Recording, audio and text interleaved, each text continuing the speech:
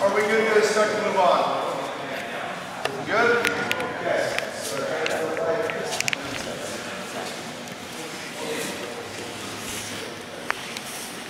So far we've been working on the idea of maintaining your frame to prevent you from getting flat, or if somebody switches to your hips, regaining your frame and getting the waist that way.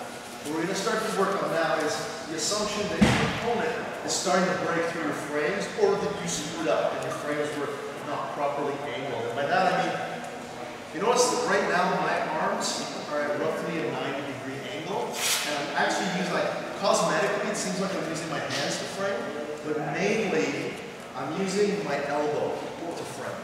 So this is the main frame. This is just keeping me anchored to him and allowing me to feel where his pressure is going. Oddly enough, we don't have a ton of feel in our elbows. I don't know about you, I don't like eat sandwiches with my elbows or anything. So you're going to have much greater sensitivity to your opponent's movement when your hands are in contact, right? So that's one of the reasons we're doing this. It's not that we're framing with our hands. If we were doing this, then we'd be framing with our hands. But right now, it's actually more that I'm framing with my elbow, and my hand position is performing two functions. One is allowing me to feel where his weight is being distributed, and it's also letting me track his hand.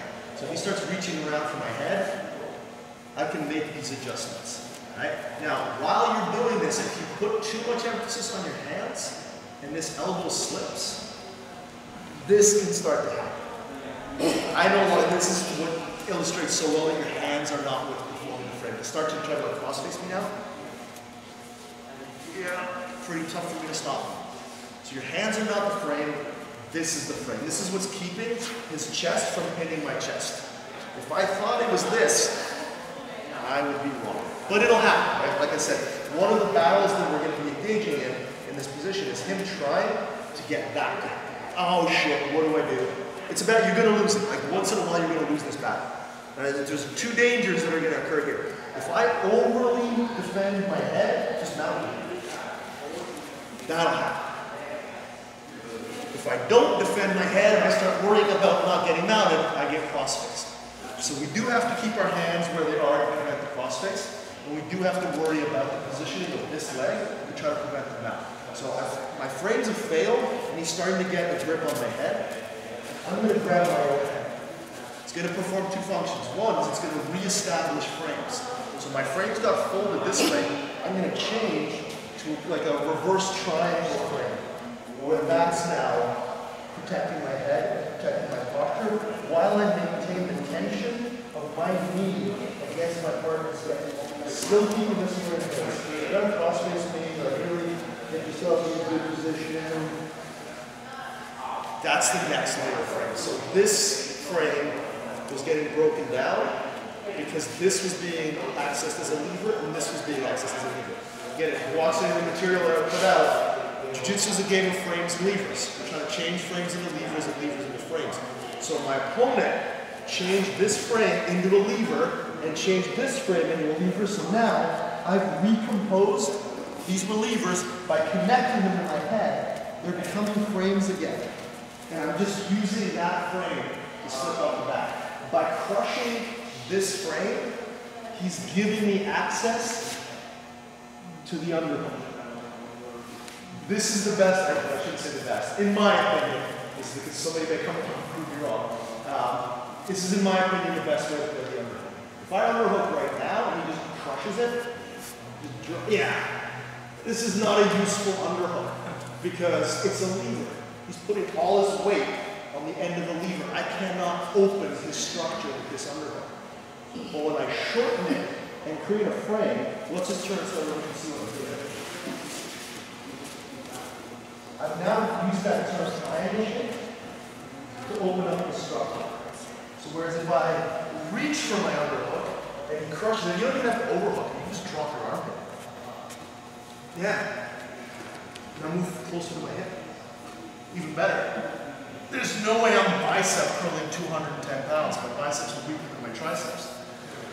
So here, I'm blocking my head. My knee is tight, so I'm reestablishing. Notice what I'm doing? All I'm doing is seeking to reestablish my knee-elbow connection while staying in base. So I was framing here, he beats shit. I grab my head, and I just reestablish this. And now that I've opened this up, I can come around and come up on my wrestling. Or, if I got to here, and I don't have any wrestling, I just go back to my guard and play from there. Because I've opened up this space, I've opened up the structure, and I've recomposed my hip angle, my knee elbow connection, my frames, all that stuff. Yeah, absolutely. Yeah, one person can just go on bottom afterwards. So again, I was here, but my frames failed, so I just grab the top of my head, so I can feel one my fingers through my head. And I keep this in the dryers. Stay close to me, get your knees. Yeah, there we go. And that's the idea. Just get yourself here. He's going to recognize that he's doing it. And he's going to come back to face you. And that's all it's going to do. You know, no one's going to let you just pop out the back and take your back there. That's bullshit. So don't even try that. But as I get here, pretty much the same. Alright? Does anybody need to see that again? Let me just do it without smearing this so you can see. So I was here. As my frames start to get collapsed, I reconnect my hands to my head, recomposing the frame while maintaining the tension of this knee driving towards my elbow. And I start doing like a reverse hip escape. So a hip escape, normally I'd be doing this. In this case, I'm scooting down, pulling my butt towards their feet. Alright, so here, this is getting collapsed. Just grab your head and bring your hands on top of your head. Not so much on your forehead here, because your wrists can actually fold. We want to get it so that my wrists are structurally supported by the top of my skull. And I'm just recomposing. And then you can push away, re-guard, or if you do have your wrestling, you can go on the underhook and finish from there. Alright, let's give it a try.